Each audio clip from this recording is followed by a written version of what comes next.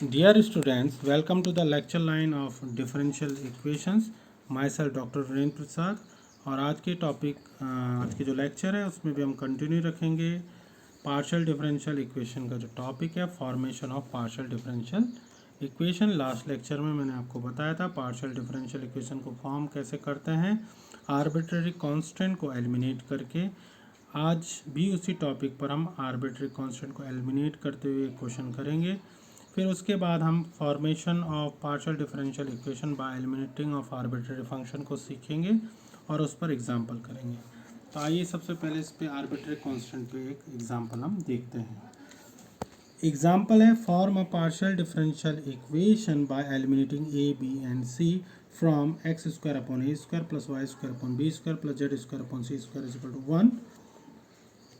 यहाँ पर नोट कीजिएगा, थोड़ा सा यहाँ पर मैंने लिखा है the PDE by eliminating arbitrary constant A, B, C from equation first।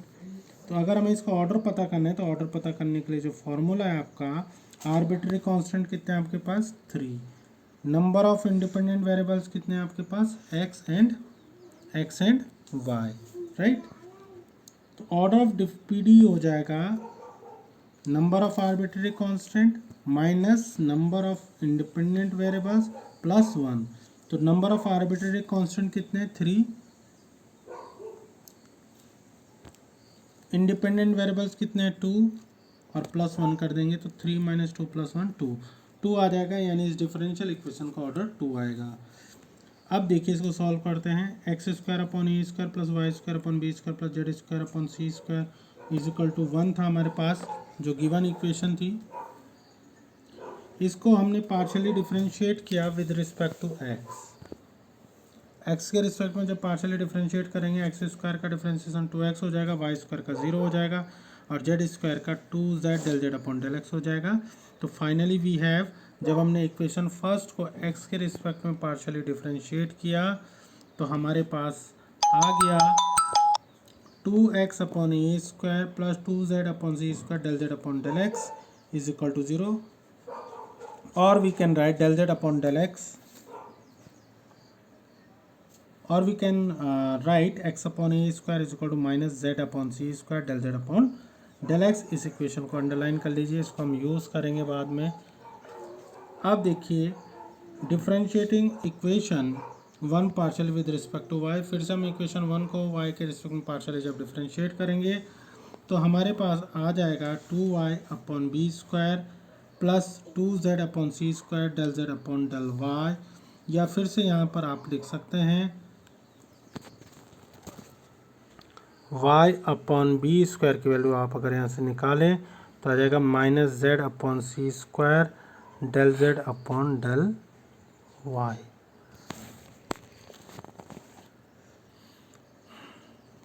Now again differentiating equation 2 partially with respect to x, equation 2 को जब आप x के रिस्पेक्ट में फिर से पार्शियली डिफरेंशिएट करेंगे तो आपके पास आ जाएगा 1 upon a square plus 1 upon C square. z और del Z upon del x में आप प्रोडक्ट रूल लगाएंगे, z वैसे ही रहेगा,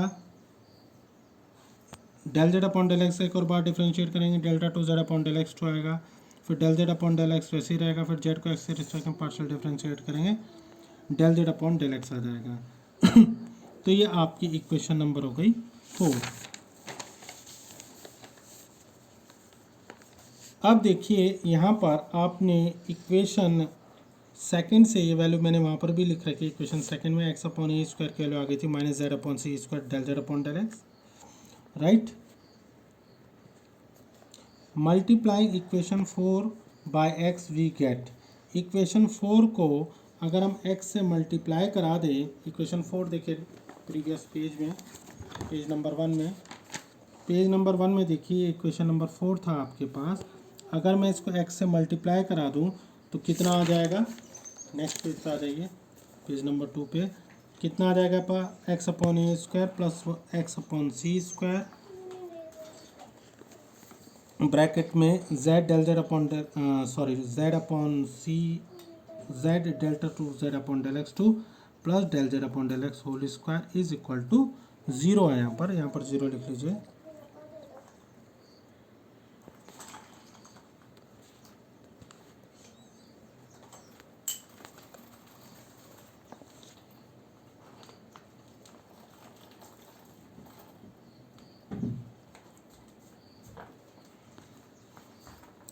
राइट। इक्वेशन नंबर 6 में इज इक्वल टू में क्या है, 0 है।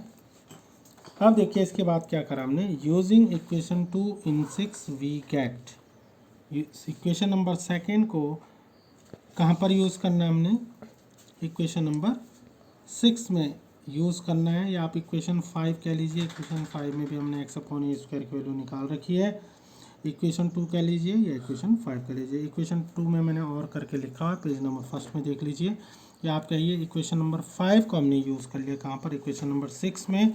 यानी इक्वेशन 5 से एक्स अपॉन ए स्क्वायर की वैल्यू मैं निकालूंगा तो माइनस जेड अपॉन सी square del Z upon del x हो जाएगा। तो माइनस जेड अपॉन सी square del Z upon del x हो गया, right. Plus x upon C square z delta 2 z upon del x 2 plus del Z upon del x whole square bracket closed is equal to 0। 1 upon C square common ले लिया, 1 upon C square into this whole bracket is equal to 0। तो कितना आ गया आपके पास, minus z upon del x plus x z delta 2 z upon del x 2 plus x del Z upon del x whole square is equal to 0। Clear होगी बात। 1 upon सी square तो 0 हो नहीं सकता।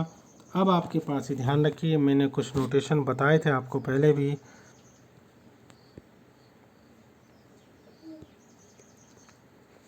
z की p आपके पास कितना होता है, del Z upon del x, याद होगा आपको। q कितना था आपके पास, r कितना था आपके पास, ये आपको पता होगा। q आपके पास था del Z upon del Y,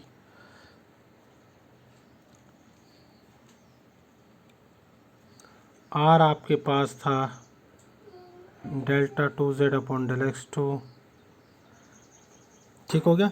ऐसे ही आपके पास t था delta 2 z upon del y 2,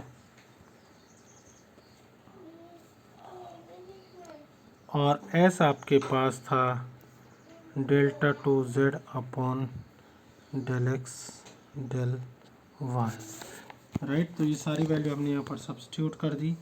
del Z upon del x की जगह p आ गया, delta 2 z upon del x 2 की जगह r आ गया, right. Delta 2 z upon del x 2 की जगह कितना r आ जाएगा, और del Z upon del x की जगह कितना आ जाएगा, p आ जाएगा। So this is the required PDE, required partial differential equation. Now we move to the next topic. How can we form the partial differential equation by eliminating arbitrary functions? इससे पहले हमने ये फाइंड किया कि हम arbitrary constant को eliminate करके PDE कैसे फॉर्म कर सकते हैं। तो आइए अब देखते हैं कैसे करते हैं, एक एग्जांपल हम समझते हैं।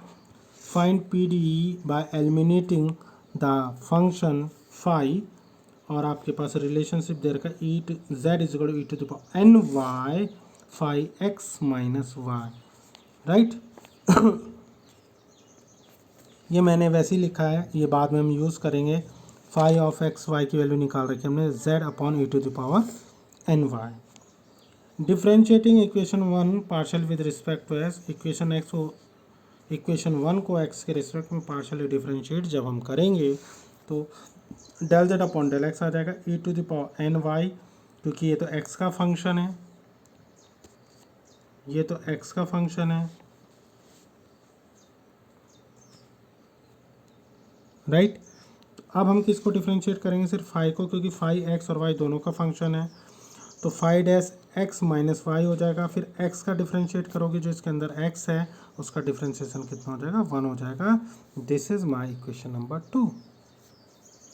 Late me change the colour first, colour change करते हैं हम।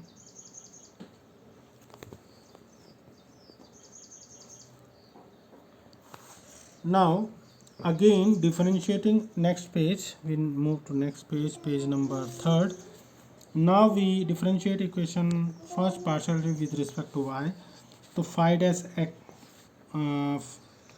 del z upon del y e to the power n y वैसे ही रहा।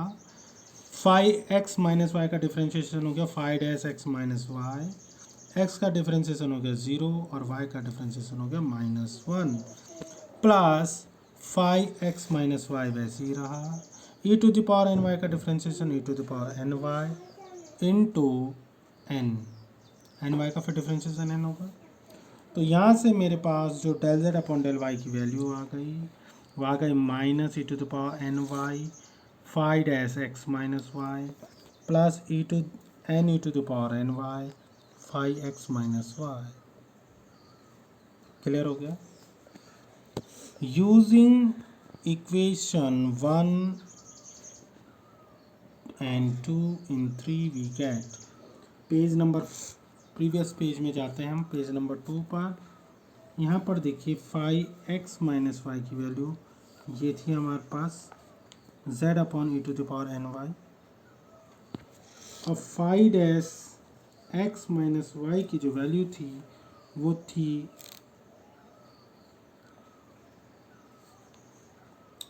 One upon e to the power n y del z upon del x। Clear? तो इन values को equation number 3 में यूज़ कर लीजिए आप इक्वेशन फर्स्ट और इक्वेशन सेकंड से।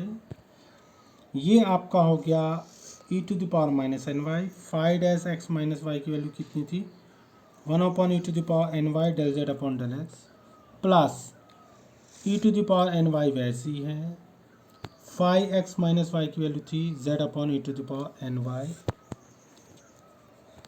e to the power n y cancel हो गया e to the power n y cancel हो गया del Z upon del y is equal to minus del Z upon del x plus n z. यहाँ सुनो तो यहाँ से हो गया del Z upon del x plus del Z upon del y is equal to ये minus